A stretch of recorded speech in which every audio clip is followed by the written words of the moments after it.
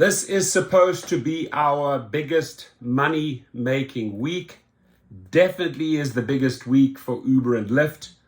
And here they say, and listen, I got to break this down because I have never, ever read such crock of shit as this, right? Drivers earned 91% more last New Year's Eve, right? I've got to break this down. This is interesting. Last New Year's Eve, drivers in Las Vegas earned 91% more per hour compared to the previous 4 weeks. And then they have this little star there, when that means go down and read the fine print, right? So we'll get to the fine print, my friends. Take advantage of increased demand while people celebrate ringing in 2023. Imagine what you can do with that extra cash we are paying you in the new year. Make plans to drive on New Year's Eve. Go online. So here, and then we're going to go into the fine print, but here's the interesting part, right? So we know that in the last 2 years, in the last year specifically, it's gone down to pretty much a 70-30 split, right?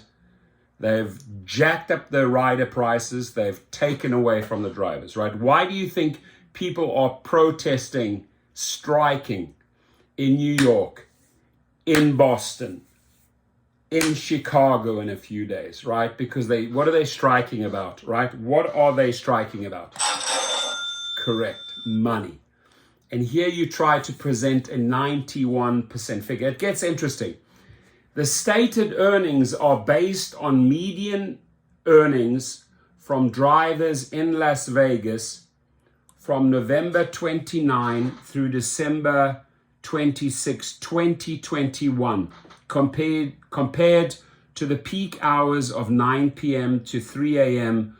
on December 31 to January 1, 2022. So what you're doing is you actually comparing two different time periods, which is extremely misleading. You're not comparing, 5 days to 5 days, 1 day to 1 day, exactly a year ago. You are shifting the month, right? So here they say November 29 to December 26 compared to December 31 to January the 1st, a year later. So they're comparing 2021 to 2022. And remember, this is in tiny, tiny print because this is what's supposed to get you, right? The bubbly here. And by the way, this is a wine glass. This is rum and Coke. And I'm in the Christmas season, right? I'm winding it down. I'm going to have the best time with my family. I want quality time. Money is not everything in my life. I make enough residuals online every single day. I wake up and I'm making money, right? So I'm enjoying a rum and Coke while I'm chatting to you, my friends, my audience, my subscribers. Now, the other thing that really, really sticks out, my friends, actual earnings vary depending on factors like time of day, location, and number of trips provided. There is no guarantee that this year's holiday will be like last year's holiday. That is the most disturbing line in their little marketing campaign. So here you have the champagne, you've got the cheese, the charcuterie, you got like balloons, like festivity, 91% more. And guess what? Go downstairs here to this little department here. See, they want you to go online first before you get there. They think like, oh, I'm going to read this. Yeah, I'm going to go online. I'm going to get all excited. Yeah. Oh, yeah. Oh, yeah. That's where the money is. 91% more. But folks, there is no guarantee that this year's holiday will be like last year. So basically, we are going to fuck you over this year because there's no guarantee this year is going to be like last year. I mean, I have never in my life seen such a two-sided bullshit campaign where it's like all bells and whistles and fluff and 91% more. And by the way, there is no guarantee that this year's holiday will be like last year's holiday. So you are not only are you comparing different time periods from 2021 to 2022, but what you're saying that is in 2022, by the way, there's no guarantee. I know there's no guarantee because you're on a 70-30 split, right? Or 80-20. So all of this was in the past, not even comparing the same days. But this year, guess what? We just cannot guarantee that you're going to make what we are writing about the previous 2 years. Who came up with this? Who okayed this at Uber? Right? Who signed off on this?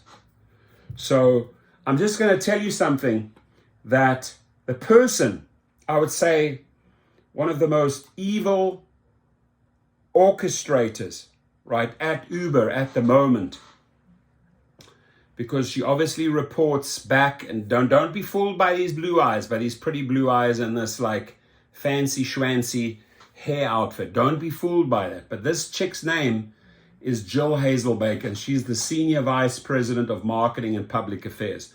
She's putting out this marketing. She's okay with misleading us. She is okay with that campaign she pushed out, right? She had a legal department look at it. She had Dara sign off on it. And, you know, her teeth, peroxided, all white, shiny eyes, probably like color, little lenses there, contact lenses. Do not be fooled by this chica, my friends, right? This here is like Dr. Evil number 2. She's the Senior Vice President of Marketing and Public Affairs. And by the way, you know, if you are in charge of public affairs, let's break down that word, public affairs. The public is the United States. So all the affairs within Uber, you're trying to make the best impression. Well, Jill, I think there's no future for you after Uber, because who's going to hire you, right? You haven't got a grip on the carjackings, the murders and stabbings every single day. That's out there in the public, right? And public affairs cannot be good, and your impression on the public cannot be good if people are dying and being stabbed and shot every day. And the other thing is, what's really hurting them is that strikes are taking place, right? Strikes are taking place big time, right? And, you know, yeah, sure, I've had a rum and coke. I'm still coherent, and I still understand the big picture, even after having 1 or 2 glasses of this, right? But I'll tell you something.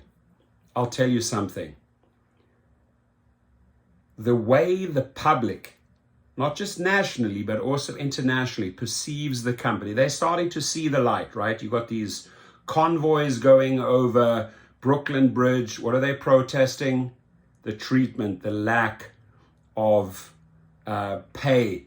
The fact that Uber sued New York not to pay the drivers more. What they did is they came out and says, "Oh, doesn't hurt us. Doesn't hurt us at all." This is her message she's pushing out through her spokesman, Josh Gould, right? That's a phone call from Jill Hazelbaker to Josh Gould. Hey, get this out to the media. Didn't hurt us. No. You know what? We are winning this battle. And in 2023, my friends, we are going to fight strong. Yeah, we are actually going to get out the foot soldiers and the Nerf guns, and we are going to fire away. Sound the alarms. We are coming in 2023, Jill Baker.